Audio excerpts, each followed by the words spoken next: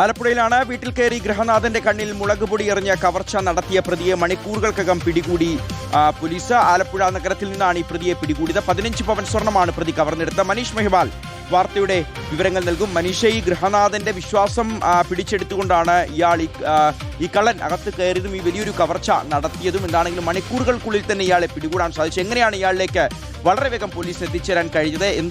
എങ്ങനെയായിരുന്നു ഇയാളുടെ ഒരു കവർച്ച രീതി? പട്ടപ്പകലായിരുന്നു ആലപ്പുഴ നഗരത്തെ ഞെട്ടിച്ച കവർച്ച.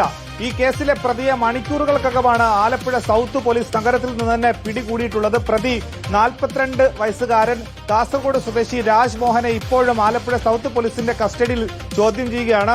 എന്തിനു വേണ്ടി ആലപ്പുഴയിൽ എത്തി ഇത്തരം മോഷണം ആസൂത്രണം ചെയ്തു അടക്കമുള്ള കാര്യങ്ങൾ ഇനി അറിയേണ്ടതുണ്ട്. ഈ സംഭവം ഉണ്ടാകുന്നത് ഇന്ന് ഉച്ചയ്ക്ക് 12 മണിയോടുകൂടിയാണ്. സുദർശനൻ, അതായത് ആലപ്പുഴ കൈതവന കണിയാംകുളം ജംഗ്ഷന് സമീപം താമസിക്കുന്ന റിട്ടയർഡ് ഉദ്യോഗസ്ഥനും കൂടിയായിട്ടുള്ള സുദർശനന്റെ വീട്ടിലാണ് ഇന്ന് 12 മണിയോടെ മോഷ്ടാവ് എത്തിയത്, കവർച്ചയ്ക്ക് വേണ്ടി എത്തിയത്.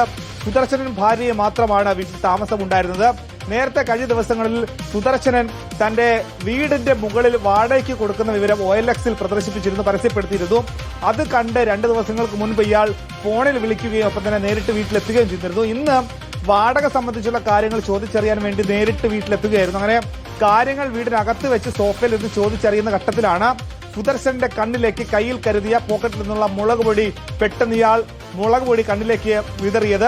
ശേഷം അടുക്കള ഭാഗത്ത് നിന്ന് ഓടിയെത്തിയ ഭാര്യ, ഇത് കേട്ട് നിലവിളിയായി ഓടിയെത്തിയ ഭാര്യയുടെ വായിലേക്ക് തുണി തിരികെ കയറ്റി. അങ്ങനെ ഇരുവരെയും മുറിയകത്ത് നിന്ന്, അതായത് വീടിനകത്ത് നിന്ന് പൂട്ടിയ ശേഷം ഇരുവരെയും ക്രൂരമായി കുറെ നേരം മർദ്ദിച്ചു. അങ്ങനെ മർദ്ദനത്തിൽ എവിടെയാണ് പണവും സ്വർണം എന്ന് പറയാൻ ആവശ്യപ്പെട്ടോ.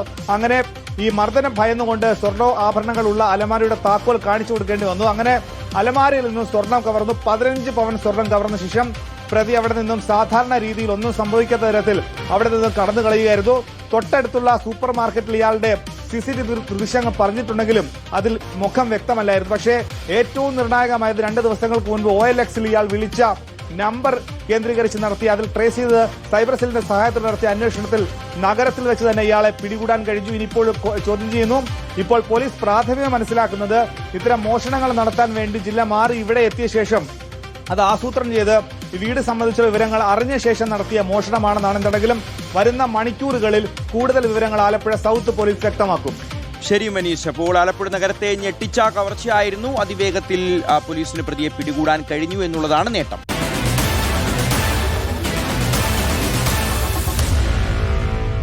Meet the editors.